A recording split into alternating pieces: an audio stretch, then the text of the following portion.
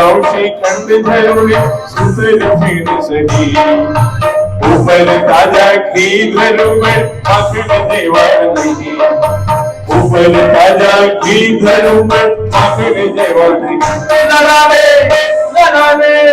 नराने माखन भावे नराने मिश्री भावे नराने माखन भावे नराने मिश्री भावे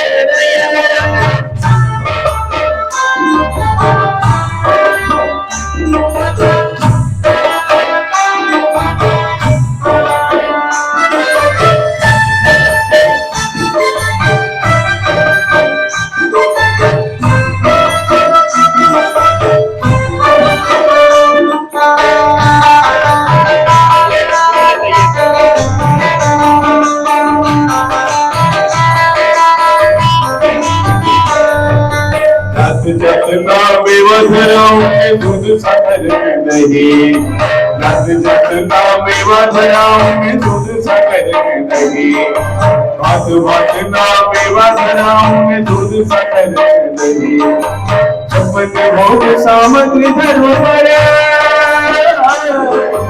छप्पन भोग सामग्री धरोहर माखन देवा नहीं नराने माखन भावे नराने मिश्री भावे नराने माखन भावे नराने मिश्री भावे मिश्री भावे माखन भावे मिश्री भावे मिश्री भावे माखन भावे मिश्री भावे नराने माखन भावे नराने मिश्री भावे नराने माखन भावे नराने मिश्री भावे नराने माखन भावे नराने मिश्री भावे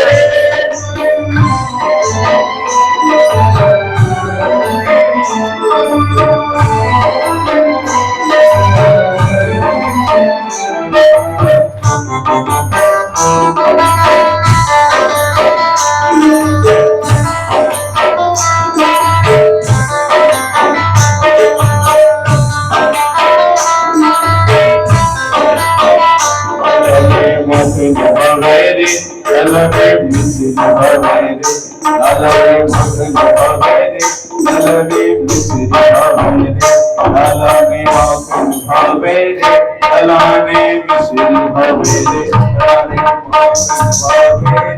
नलने मिश्री भावे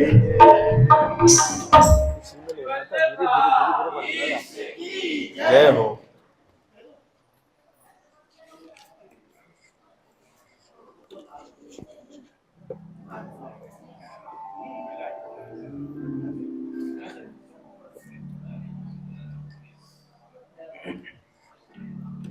यही विष्णुधन गोपीजनों में भी कैसा भाव होता था जब वे दूध दही बेचने के लिए जाती थी, इसका वर्णन आता है। विक्रेता किल गोप कन्या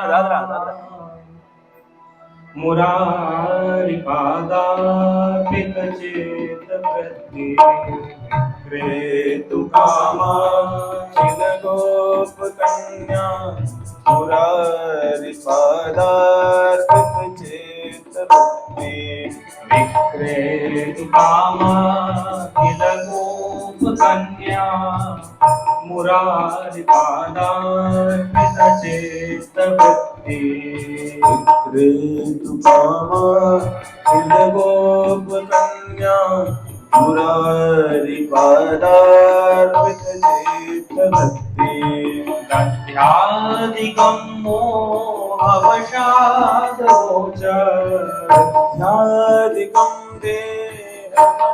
देहवशादगोचर गोविंद दामोदर माधवेति गोविंद दामोदर माधवेति गोविंद दामोदर माधवेति गोविंद दामोदर माधवेति गोविंद दामोदर माधवेति गोविंद दामोदर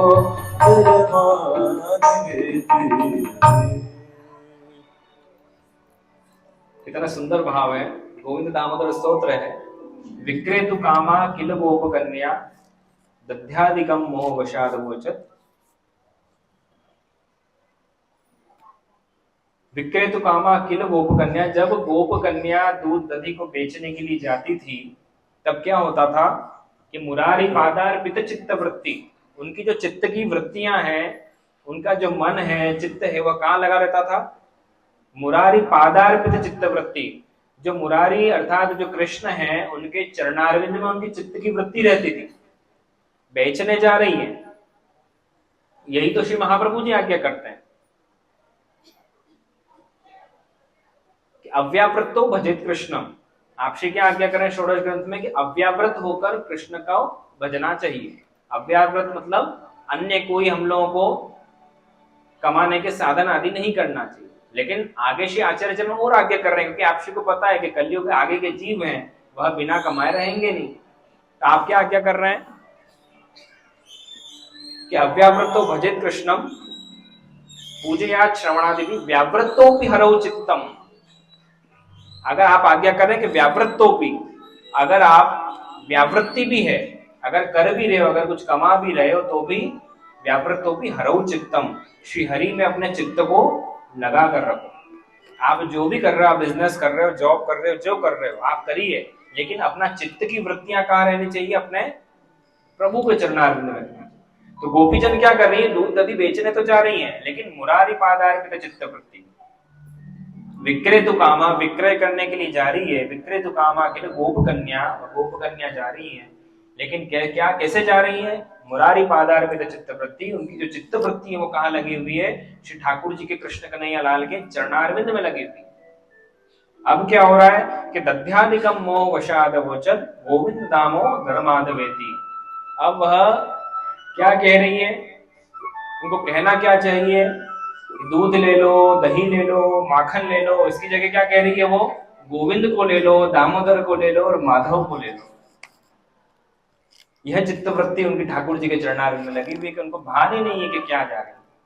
वो कह रही गोविंद ले लो, दामोदर ले लो, माधव को ले लो। काश हमको भी ऐसा कोई मिल जाए। कोई अगर बेचने वाला आ रहा है और अगर कहते हैं गोविंद दामोदर और माधव को ले लो, ऐसे गोप कन्या, इनको इसलिए श्री महाप्रभु जी ने संप्रदाय का गुरु कहा है। ये हमारे यहाँ की गुरुदेव है श्री गोपीचंद। आगे वर्णन विष्णुजनों प्राप्त होता है। भक्ता अभिलाषा चरितानुसारी दुग्धादि चौर्य न यशो विसारी। क्योंकि लीलाएं तो अपार है, लेकिन यह प्रसंग भी पूर्ण करने हैं। कुमारिकानंदित घोष नारी मम प्रभु श्री गिरिराजधारी। कुमारिकानंदित घोष नारी अर्थात कुमार लीला करके और ब्रजरानी जो है या ब्रज की जो नारियां हैं, कुमार लीला आप श्री कर रहे हैं, है ना। कुमार लीला कब होती है? 6 वर्ष से नीचे की। 6 वर्ष के जब प्रभु हो जाते हैं तो उसको कहते हैं पौगंड अवस्था।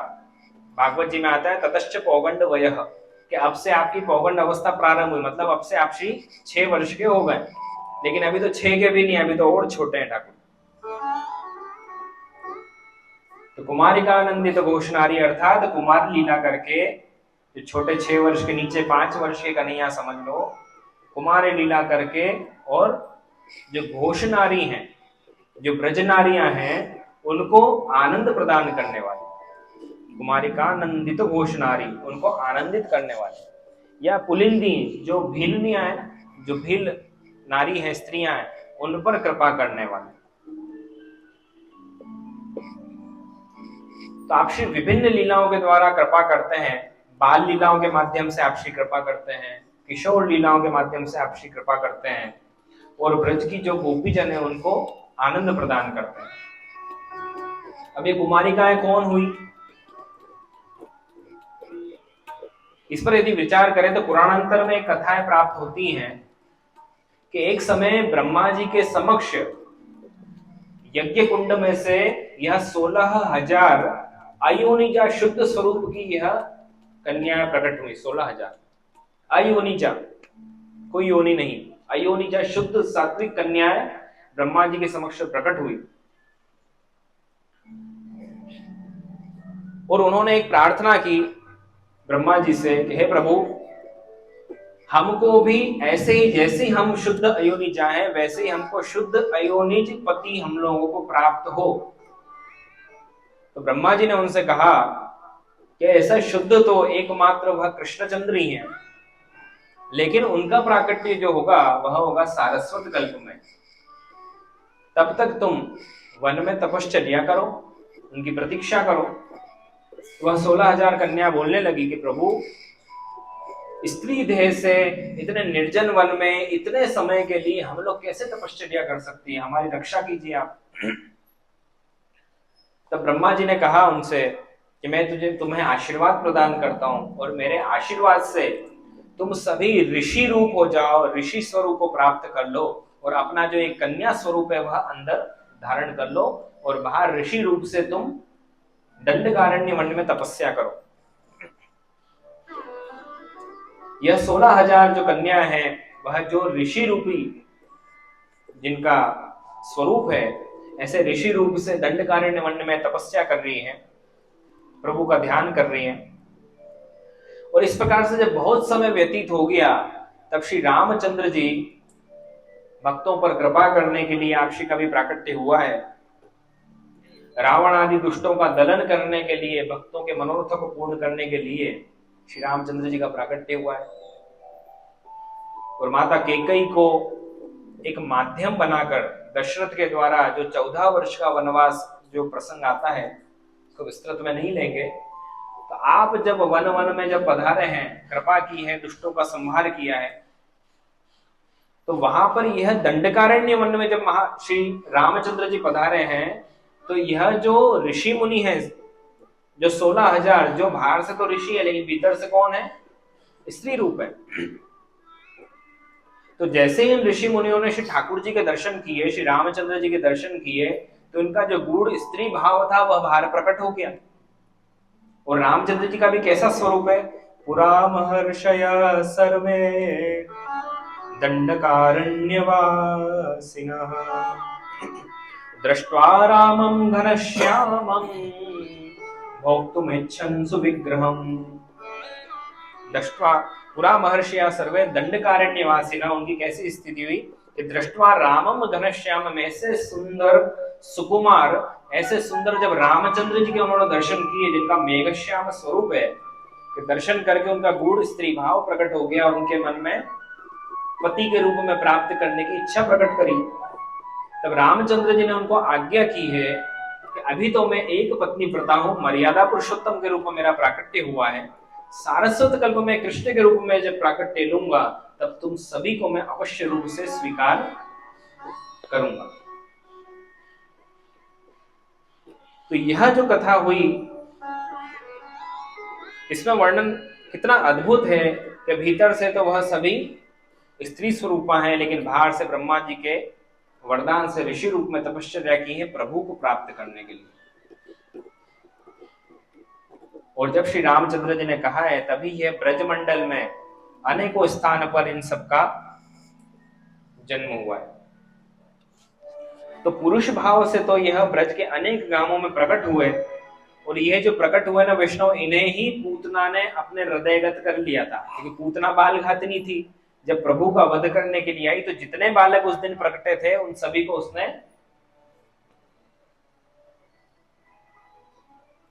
भक्षण कर लिया, उन सभी का। तो इन सभी बालकों के लिए वर्णन आता है कि ठाकुर जी ने 16,000 बालकों को जब उदरगत कर लिया था पूतना ने, तब इन्हीं बालकों की शुद्धि के लिए ठाकुर जी ने पूतना का स्तनपान किया। स्तनपान के माध्यम से जितने बालक उसने अपने अंदर लेनी थे उन सबको कृपादान की है। और बाद में फिर ब्रह्मांड घाट की माटी खाई, जो वर्णन आता है ठाकुर जी ने माटी अरोगी। तो माटी क्यों अरोगी, क्योंकि जो पूतना के स्पर्श से जो दोष लग गए थे इन बालकों को, तो वह ब्रज की ब्रह्मांड घाट की माटी को अरोग कर इन सबके वह दोष को भी आपसी ने दूर किया। तो यह 16,000 ऋषियों की पुम भाव की कथा अर्थात पुरुष भाव की कथा है। और अब द्वितीय भाव जो आता है स्त्री भाव की कथा, तो उसमें कहा जाता है यह सभी 16,000 कन्याएं गौड़ देश में प्रकट हुई थी। गौड़ देश जो है ना, बंगाल कहते हैं जिसे, वहां की थी। वहां से नंदराय जी इनको कंस को कर देने के लिए, कंस की सेवा करने के लिए इन सब को लेकर मथुरा आ गए, ब्रजमंडल में आ गए थे कंस को देने के लिए। लेकिन जब से ठाकुर जी का प्राकट्य इस भूतल पर हुआ, तब से कंस बैर रखने लग गया कृष्ण से। तो नंदराय जी ने यह विचार को त्याग दिया और इनको तभी से श्री ठाकुर जी की सेवा में ही इनको लगा दिया 16,000 को। तब से इनका नाम क्या पड़ गया? नंद ब्रज कुमारी का इनका नाम पड़ गया। यही वह कुमारिका है जिनके साथ आगे जाकर चीरहरण लीला होंगी, और चीरहरण के बाद में जिनके साथ में महारास हुआ था वह भी यही है। तो यह 16,000 जो कन्या है उनकी कथा है। ऐसे आप श्री प्रथम श्लोक में आज्ञा करते हैं और अंत में आप श्री आज्ञा कर रहे हैं, मम प्रभु श्री गिरिराजधारी, अर्थात ऐसे जो श्री गिरिराज जी को धारण करने वाले जो श्री कृष्ण हैं वह मेरे प्रभु हैं। मम प्रभु श्री गिरिराजधारी, एक ममत्व है।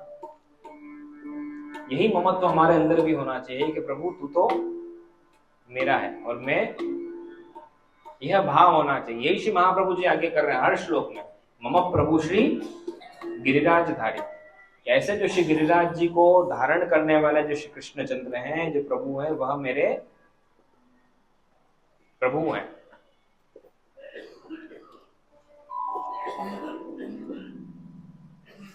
द्वितीय श्लोक वैष्णवजनों प्रारंभ होता है। श्री महाप्रभु जी आज्ञा करते हैं,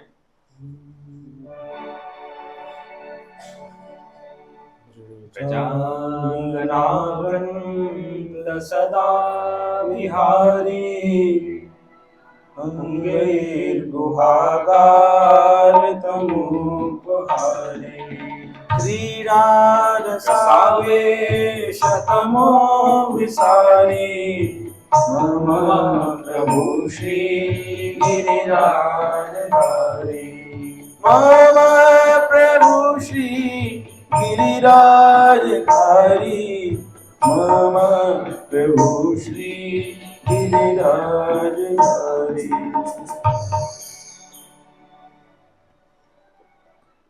आगे आप श्री वर्णन कर रहे हैं कि ब्रजांगना वृंद सदा विहारी, अर्थात ब्रजांगनाओं के वृंद में, ब्रजांगना अर्थात ब्रज की जो गोपी जन है उनके वृंद में, वृंद किसको कहते हैं? समूह को। जैसे यह वैष्णव वृंद है, वैष्णवों का समूह, ऐसे ही ब्रजांगनाओं के वृंद में अर्थात समूह में सदा विहारी अर्थात सदैव विहार करने वाले।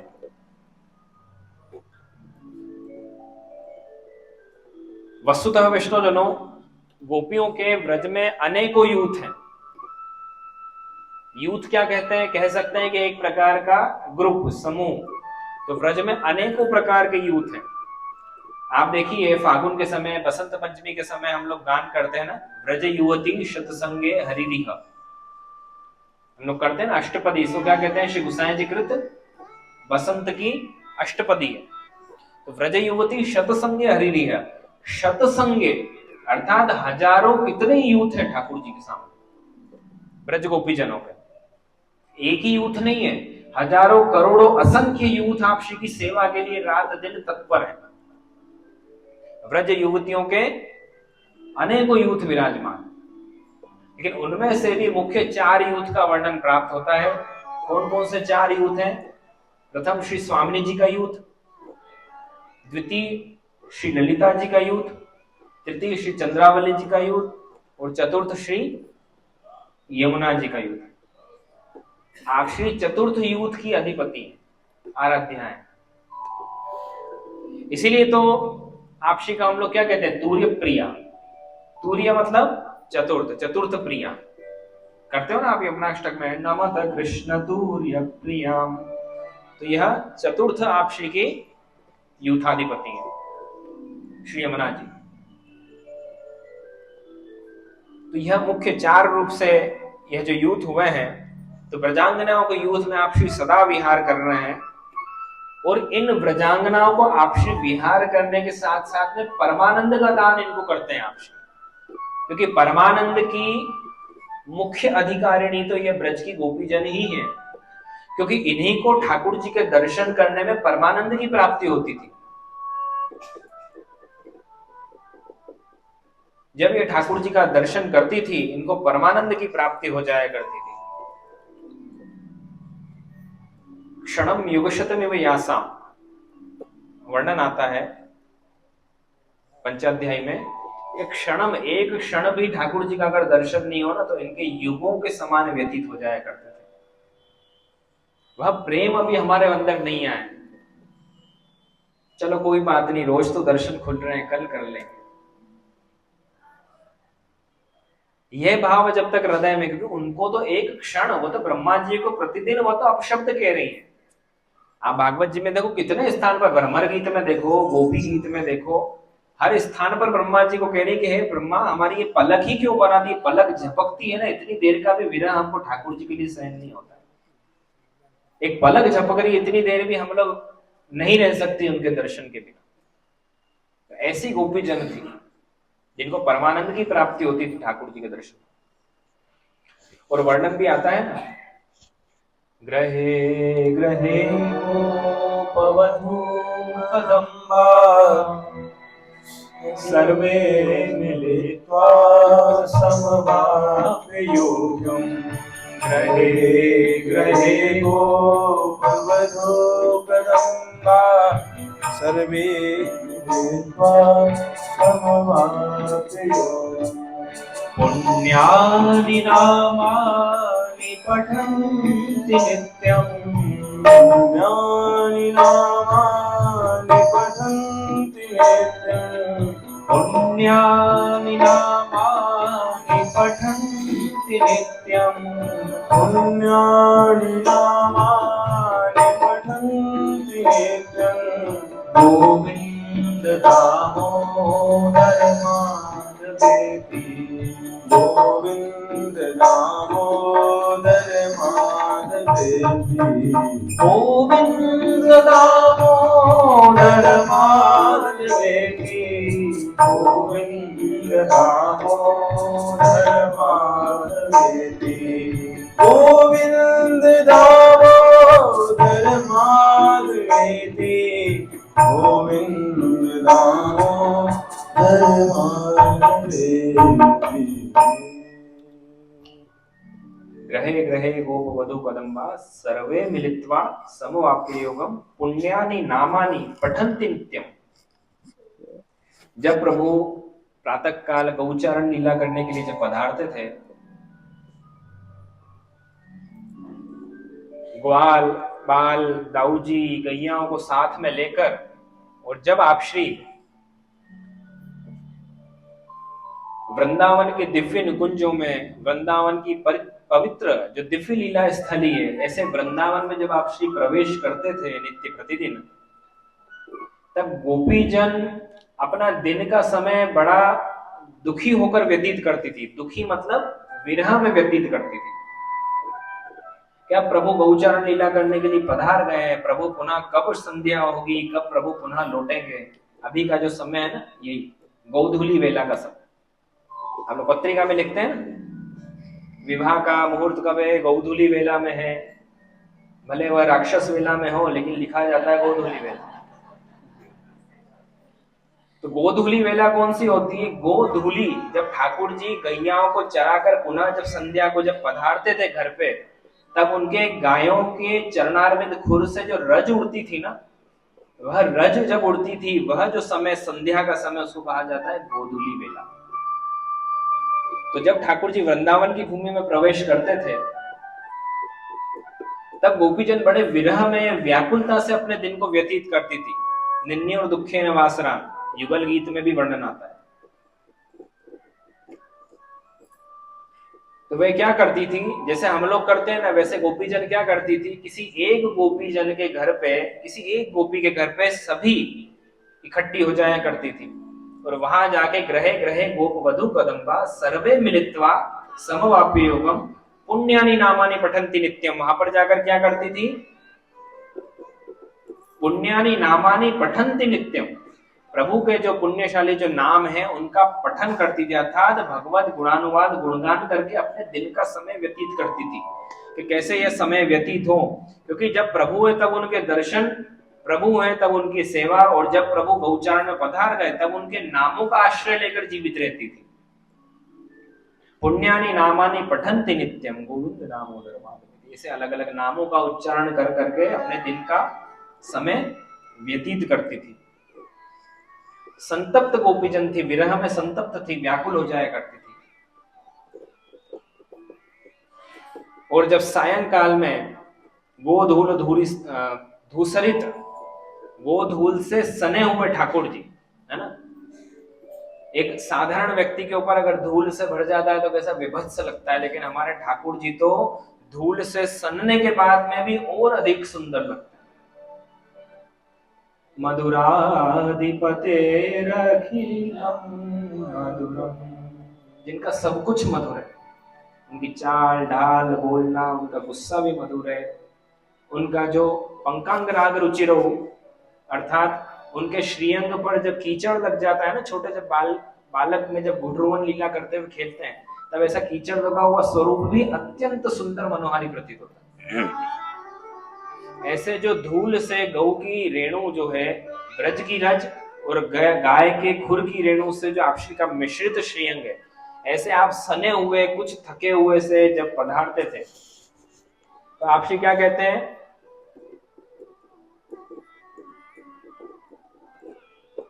अरी धोरी धूमर गारी काजर हियो हियो हियो, है ना, गाय को चराते ना, हियो हियो हियो, ऐसा कहकर आपसी पधारते हैं।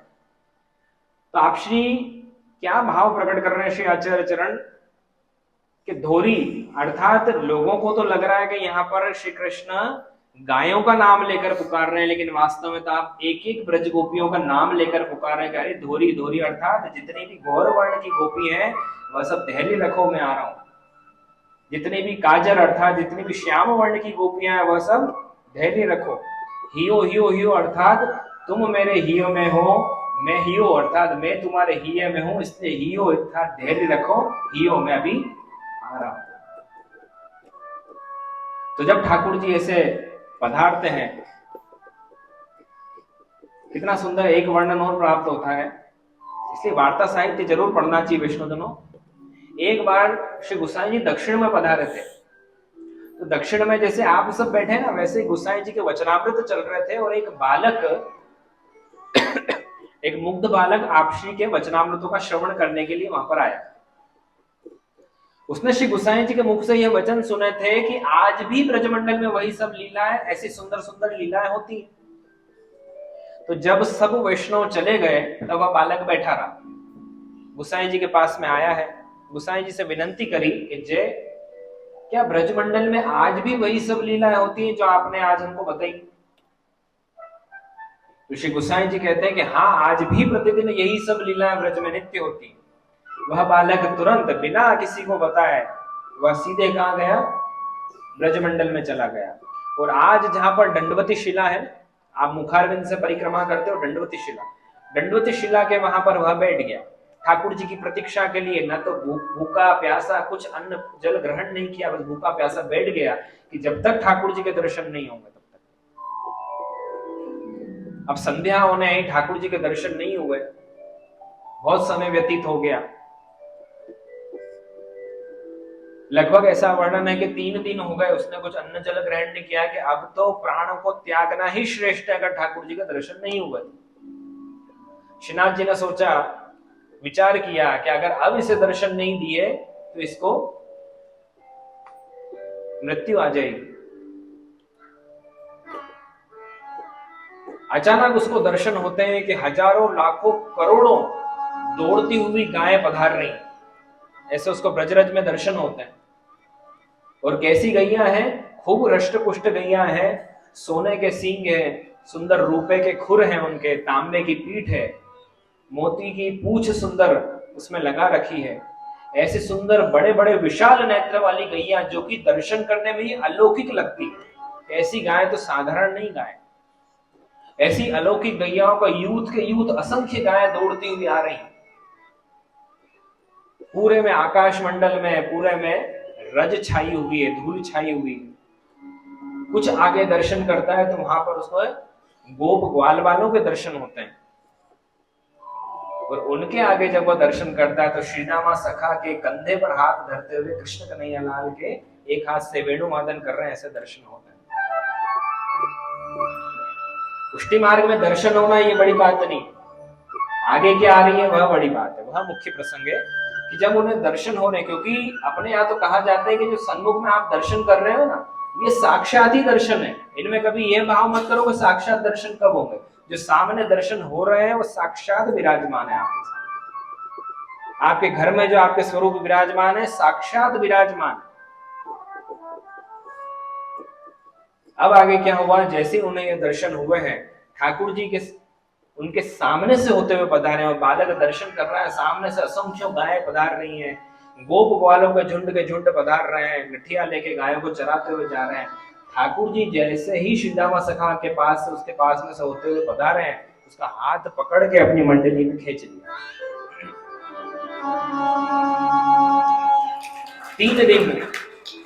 3 दिन उन्हें अपनी मंडल में रखा, खूब रस का दान किया, कृपा का दान किया, पुनः उन्हें अपने लोक में पधरा दिया। ऐसी कृपा प्रभु ने की। तो ठाकुर जी ने कृपा क्यों की? क्योंकि गुसाई जी के वचनों में उनकी उस बालक की दृढ़ आस्था प्रीति थी। क्योंकि गुसाई जी ने अगर कह दिया कि आज भी नित्य लीला होती है, तो वह जो नित्य लीला का जो उसको दृढ़ता था, जो दृढ़ता थी उसके अंदर, वह दृढ़ता के कारण ठाकुर जी को दर्शन देने पड़े। अगर वही दृढ़ता आज भी हमारे वल्लभ के वचनों पर हो जाए तो निश्चित रूप से वह कृपा हमारे ऊपर भी बरसेगी, और निश्चित बरसेगी। और श्री महाप्रभु जी के युगल चरणारविंद में दृढ़ विश्वास जब हमारा हो जाएगा तो निश्चित ऐसी कृपा होगी। तो जब ठाकुर जी पधारते हैं सायंकाल, ऐसे जो आप श्री का श्रीअंग है गोधूल से सना हुआ, आता है ना धूल धूसरित वपु, ऐसा जो आप श्री का श्रीअंग है, ऐसे जब आप श्री पधारते हैं, कुछ थके हुए से गोप वालों के साथ में जब पधारते हैं, तब गोपीजन दौड़ी दौड़ी अपने द्वारों के ऊपर आकर खड़ी हो जाती है। क्योंकि ठाकुर जी वेणु में भी एक एक गोपीजनों का नाम लेकर पुकार रहे हैं, तो एक एक गोपीजन आकर द्वार पर खड़ी हो जाती हैं। और कृष्ण मुख कमल का, कृष्ण जो है वह कैसे हैं, उनका मुखारविंद कमल के समान, तो कृष्ण मुख कमल का अपने अतृप्त नेत्र भ्रमरों से उस कमल रस का पान करती है दर्शन गोपीजन। कितने सुंदर सुंदर भाव प्रकट होते हैं कि कोई अटारी पर ऊपर खड़ी होकर ठाकुर जी को कमल पुष्प आपशी के ऊपर पधरा रही है, तो उसमें एक भाव प्राप्त होता है कि वह अपने भावों को, हे प्रभु कहाँ मिलना है, आज कहाँ पर मनोरथ है, आज कहाँ पर कृपा होगी, तो उन कमल की पंखुड़ियों के ऊपर अपने भाव लिख कर ठाकुर जी के ऊपर पधराती है। ठाकुर जी उन्हें ग्रहण करके पढ़ते हैं और वहां पर फिर कृपा करने पधारते हैं। ऐसे अलग अलग भाव आप श्री प्रकट करते हैं। तो वह गोपीजन ठाकुर जी को घेर लेती है, कोई सामग्री सिद्ध करके ला रही है, कोई क्या सिद्ध करके ला रही है। यही वैष्णवजन अपने यहाँ पर भोग संध्या आरती का भाव है। उत्थापन भोग का तो भाव भीलनियों का है, जो गिरिराज जी की तरहटी में रहती है, उनका वर्णन आगे आएगा। और यह भाव है भोग का। और इसके बाद में जब ठाकुर जी अपने घर पर पधारते हैं, नंदालय में पधारते हैं, यशोदा जी नंदालय के द्वार पर ठाड़े होकर और आपशी की आरती करते हैं। वह जो आरती है वही आरती हमारे यहाँ पर संध्या आरती का भाव है। संध्या आरती जब होती है हमारे यहाँ पुष्टि मार्ग में, तो ठाकुर जी गौचरण लीला करके जब पुनः अपने घर पर पधारते हैं नंदालय में, और यशोदा जी जो आरती करते हैं वही आरती संध्या आरती के भाव से हमारे यहाँ होती है। ऐसे ठाकुर जी विभिन्न लीलाएं करते हैं, बाल लीलाएं करते हैं, प्रौढ़ लीला, किशोर लीला आपशी करते हैं। कितने सुंदर बाल लीलाएं करते हैं। एक गोपी यशोदा जी से आके कहती है, देखियो देखियो री यशोदा रानी तेरो ललना, कैसे जब बाहर देखूं तो 12 बरस को, भीतर जो देखूं तो झूले पलना। अभी बाहर जो देखे तो 12 बरस के विभिन्न रास आदि लीलाएं कर रहा है, और भीतर आके देखूं तो पलना में झूल रहा है। एक काला विच्छिन्न आपशी की लीला है। कितने प्रभु विराजमान। हो सकता है कि आपके घर में ठाकुर जी मंगल भोग आरोग रहे हैं, है ना, इनके घर में ठाकुर जी राजभोग आरोग रहे हैं, इनके घर में ठाकुर जी शयन भोग आरोग रहे हैं, कहीं पर ठाकुर जी के अनवसर हो रहे हैं। एक ही लीला थोड़ी चल रही, कितनी हजारों करोड़ों लीलाएं चल रही है ठाकुर जी की। कहीं पर ठाकुर जी भक्त के मनोरथ पूर्ण करने के लिए रास लीला कर रहे हैं, कहीं पर होली लीला, और क्या होली लीला 40 दिन की है। कुंज निकुंजों में नित्य प्रतिदिन ठाकुर जी होली खेलते हैं, नित्य रास हो रहा है। प्रमाण क्या है? वल्लभाख्यान, जहां नित्य रास बहु पेरे रे, मध्य नायक निर्तत है, वर्णन आता है। नित्य लीला नित्य नौतन श्रुति न पावे पार। श्रुतियां मतलब वेद की जो ऋचा है वह भी पार नहीं पा पाती है। ऐसे नित्य नूतन प्रभु की लीला है, जितनी बार श्रवण करो उतनी नई नई लीला है। प्रभु का जो स्वरूप जो गोपीजन निरख रही है ना, ये एक दिन की लीलाएं नहीं है जो हम वर्णन सुन रहे हैं, ये नित्य लीलाएं हो रही, नित्य ठाकुर जी गोचारण करके पधार रहे हैं और नित्य वही आतुरता से दर्शन कर रही है। हमारा अगर कोई बहुत प्रिय होगा ना, तो हम एक दिन उसको देखेंगे, दूसरे दिन उसको और कम देखेंगे, तीसरे दिन से लगेगा ठीक है घर ही तो आ रहा है ना, यही देख लेंगे। लेकिन प्रतिदिन गोपीजनों को वही उत्सुकता है जैसी पहले दिन है। ये लालसा उत्सुकता हमारे हृदय में लाना पड़ेगी ठाकुर जी को प्राप्त करने के। ऐसे गोपीजन ठाकुर जी का दर्शन कर रही है, नित्य की यह लीलाएं हो रही है प्रभु की, नित्य दर्शन कर रही है, नित्य ठाकुर जी को घेर लेती है, नित्य अपने अपने मनोरथों को ठाकुर जी उनके मनोरथों को पूर्ण करते हैं। ये प्रतिदिन कुमारिका आनंदित घोषण है, प्रजांगना वृंद सदा बिहारी, प्रजांगनाओं के वृंद में सदा विहार करते हैं आप।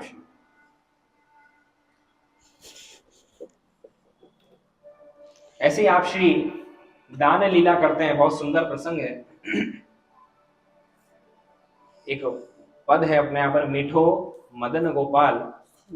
यह जो पद है विष्णु जनों, इसके भाव को हम लोग सभी समझे। आज दधी मीठो मदन गोपाल, एक दो पंक्ति हम लोग श्रवण करें। मीठो मदन गोपाल, जिनको आता है उस संग में गान करें। मीठो मदन गोपाल, मीठो मदन गोपाल, आज दधी मीठो मदन गोपाल,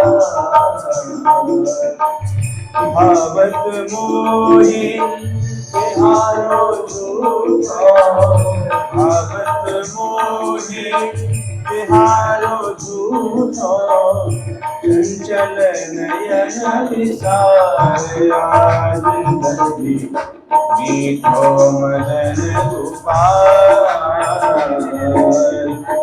मीठो मदन गोपाल, आज दधी मीठो मदन गोपाल, आने पात बनाए दोना, ये सबन को बात, आने पात बनाए दोना, ये सबन को बात, जिन नहीं पायो सुनो रे भैया, जिन नहीं पायो सुनो रे भैया, मेरी हथेली प्यास, मेरी हथेली प्यास, आज दधी मीठो मदन गोपाल,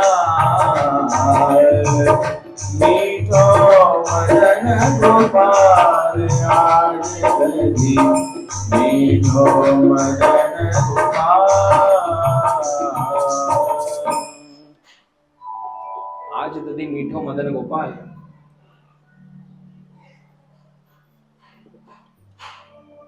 दान लीला के जो प्रसंग है विष्णु जनों, सूक्ष्म में हम लोग श्रवण करें कि जो दान आपशी ने गोपीजनों से लिया है वह गोपीजनों के भी अलग अलग विभाग है।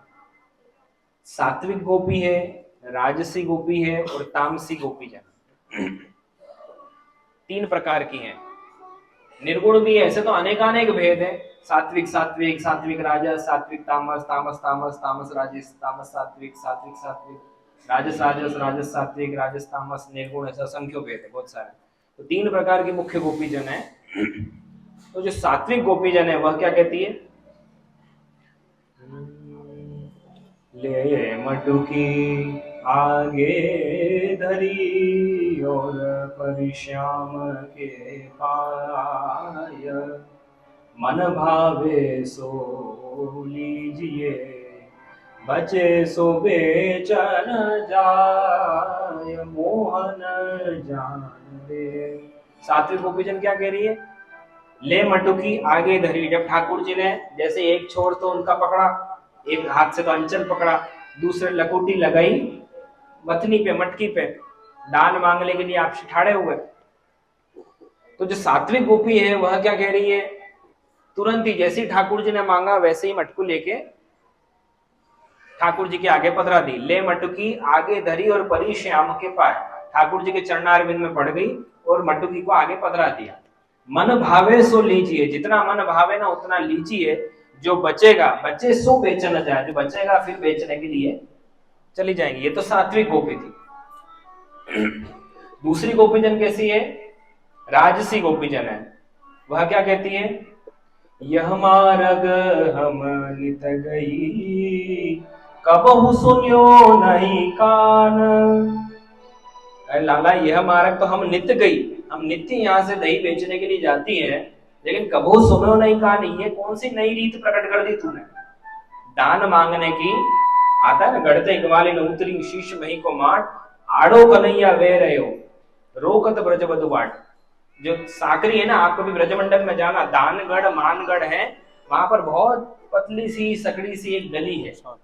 आप देखोगे कि अगर कोई एक व्यक्ति वहां पर खड़ा हो जाए तो दूसरा नहीं निकल सकता। तो वहीं पर ठाकुर जी आड़े लकुटी लेकर ठाड़े हो गए, रोकत ब्रज बधु बाट। और कैसे गोवर्धन की शिखर थे मोहन दीनी टेर। ना, टेर किसको कहते हैं? जोर से आवाज लगाना, जो दूर रहता है ना, अरे भैया, ऐसे जो आवाज लगाते ना उसको कहते हैं टेर। तो गोवर्धन की शिखर थे, गोवर्धन गिरिराज जी की शिखर थे मोहन दीनी टेर। अंतरंग सो कहते हैं, जो आपसी के अंतरंग जो ग्वाल बाल है ना, उनको कहते हैं ग्वालिन राखो घेर, इन ग्वालियों को घेर के राखो। अब वो क्या कह रहे हैं? ग्वाल बाल, ग्वाल बाल से रुक रही क्या गोपियां? आप क्या कहते हैं? ग्वालिन रोके ना रहे, ग्वालिन रोके ना रहे, ग्वाल रहे पची हार, पच के हार गए वह। अहो गिरधारी दौड़ियो, हे गिरधारी अब तो तू ही दौड़ के आ, कयो न मानत ग्वाल। ये ग्वाल बाल तो हमारी, ग्वालिन तो हमारी बात मान ही ना रही है, अब तो तू ही आके इनको रोक। वही ठाकुर जी आकर ठाड़े हो जाते हैं। तो सात्विक गोपी तो ले मटुकी आगे धरी, जितना चाहिए प्रभु आरोग लो, जो बचेगा वह बेचने चली जाएंगी। तो राजसी गोपी क्या कह रही है? यह मार्ग हम थोड़ी बहुत, जो ठाकुर जी से बड़जोरी कर रही है, थोड़ी जिसको कहते हैं ना बोल चाल कर रही है, अभी नहीं दूंगी, ऐसे नहीं दूंगी, ये जो थोड़ी बहुत जो खींचतान चलती है वह राजसी गोपी कर रही है। और तामसी गोपी वो तो हमेशा झगड़ने के लिए तैयार है। वह क्या कहती है? ठाले ठूले फिरत हो और कछु नहीं काम, बाट घाट रोकत फिरो आनन मानत श्याम, मोहन जान दे। तामसी गोपी हो तो क्या कह रही है? ठाले ठूले फिरत हो लाल और कछु नहीं काम, कुछ कछु काम धंधो तो है ना है, ठाले ठूले फिरत हो, रोज ऐसे बाट घाट रोक के खड़े हो जाओ, कुछ काम धाम तो तुमको है नहीं, बस ऐसे ही खड़े हो जाओ रोज रोज। वो तो हमेशा झगड़ने के लिए तैयार है। तो सात्विक राजस तामस तीनों प्रकार की गोपीजन है, तीन प्रकार के ब्रज भक्त हैं। भक्त भी सब प्रकार के हैं, सात्विक भक्त भी हैं, राजसी भक्त भी होते हैं और तामसी भक्त भी होते हैं।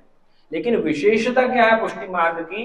कि ठाकुर जी उन ब्रज भक्तों को नहीं बदलते हैं, अपितु अपने स्वयं को उन ब्रज भक्तों के अनुरूप ढाल देते हैं।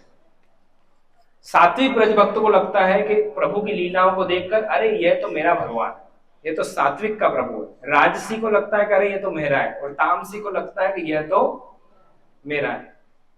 आता है ना, तामसा नाम नमाम्यहम्, ऐसे तामसियों के प्रभु को नमन है।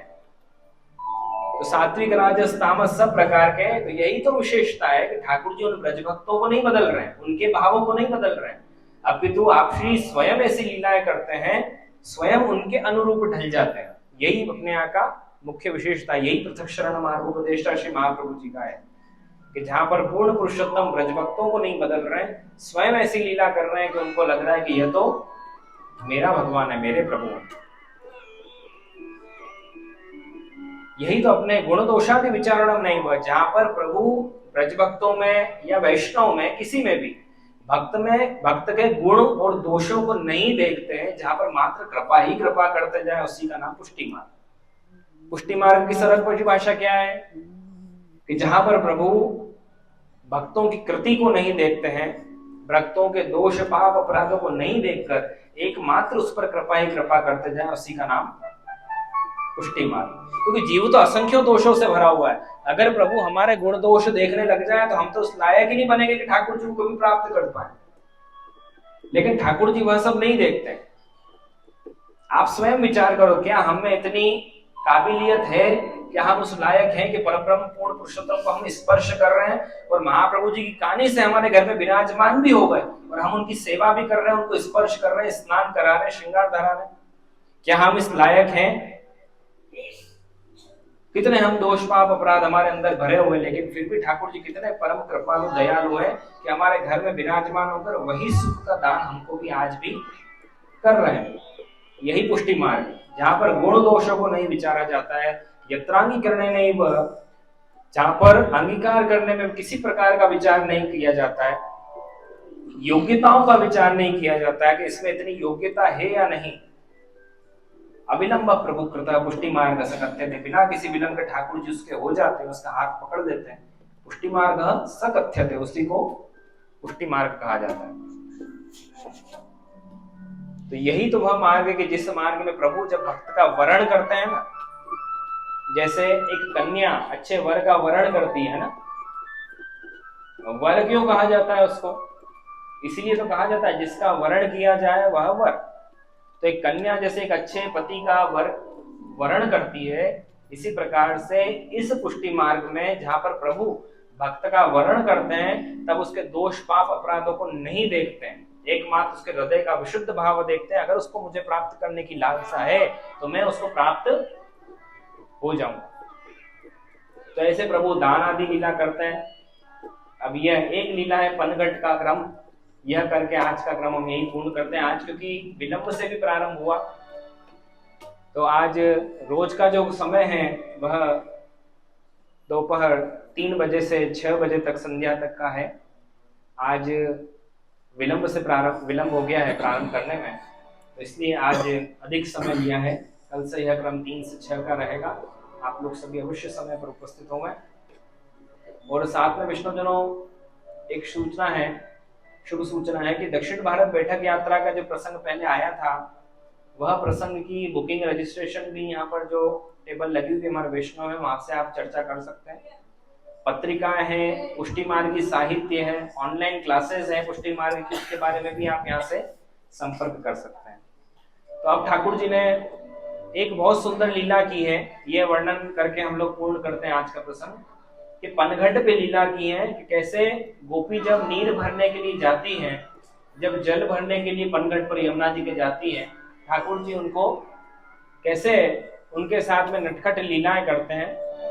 और एक वर्णन आता है, जल को गई और सुघट नेह भर लाई, परी है चटपटी दर्श की। कि जल को गई अर्थात जल को गई और सुघट नेह भर लाई, प्रभु के प्रेम को भर के लिए। जल तो भरना भूल गई, लेकिन उस प्रभु का प्रेम भर के लिए। अब क्या हो रहा है, परी है चटपटी दर्श की, अब तो उनके दर्श के लिए मन व्याकुल हो रहा है। और बहुत सुंदर एक शास्त्रीय क्रम भी है, नीर भरण कैसे जाऊं सखी। नीर भरण कैसे जाऊं बस हो गया, कितनी बजे होगी?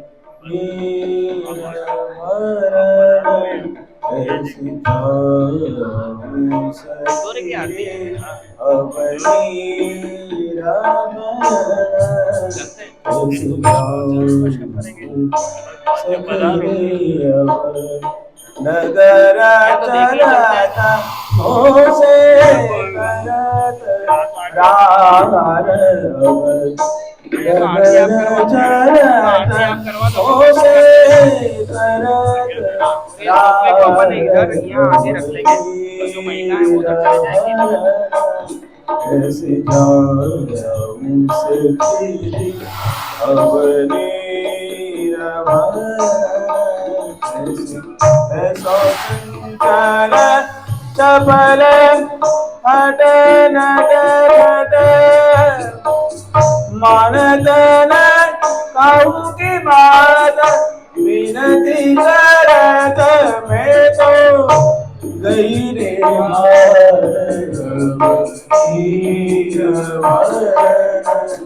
ऐसे जाऊं सखी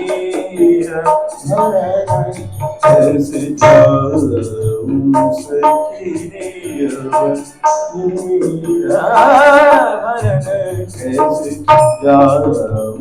सखी कैसे जाऊं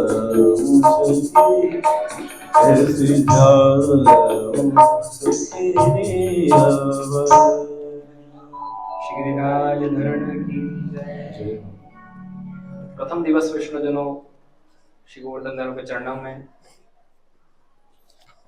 यहीं विराम देते हैं और यही अभ्यर्थना है प्रभु से, जैसी कृपा ब्रज भक्तों के ऊपर हुई ऐसी कृपा हमारे सबके ऊपर हो, और वही भाव जो प्रेम आसक्ति व्यसन का दान है वही हमको भी प्राप्त हो, यही प्रभु के युगल चरणारविंद में अभ्यर्थना करते हुए आज के प्रथम दिवस के वचनामृत को श्री कृष्ण शरणं मम श्री कृष्ण शरणं मम श्री कृष्ण शरणं मम श्री कृष्ण शरणं मम श्री कृष्ण शरणं मम श्री कृष्ण शरणं मम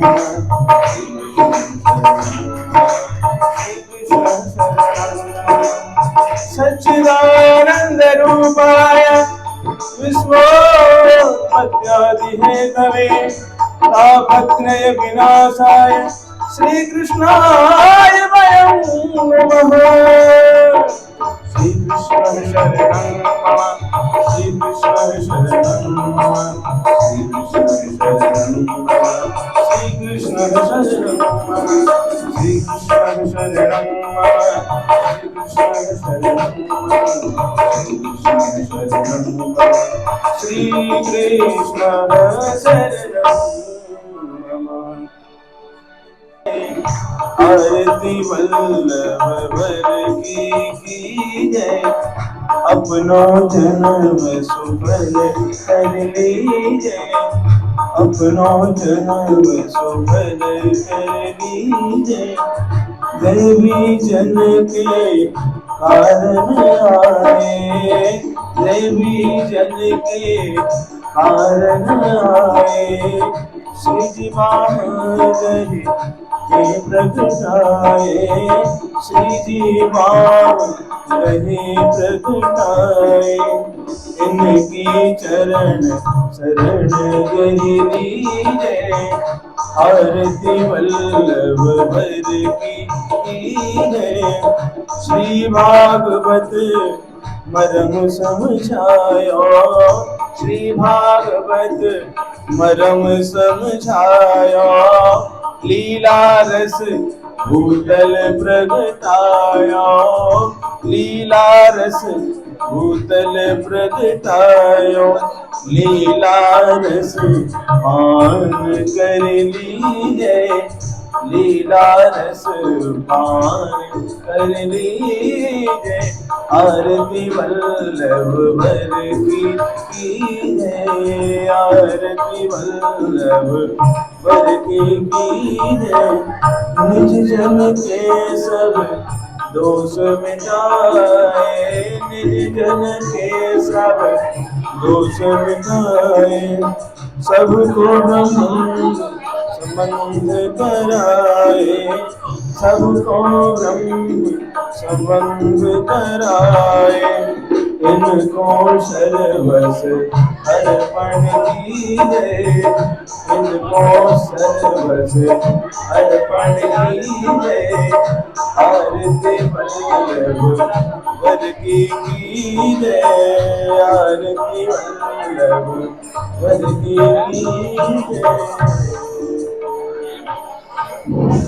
देखिए वैष्णवजन, शांति से अभी चरण स्पर्श होंगे, पीछे हट जाए सब। आप श्री यहाँ विराजेंगे, चरण स्पर्श होंगे।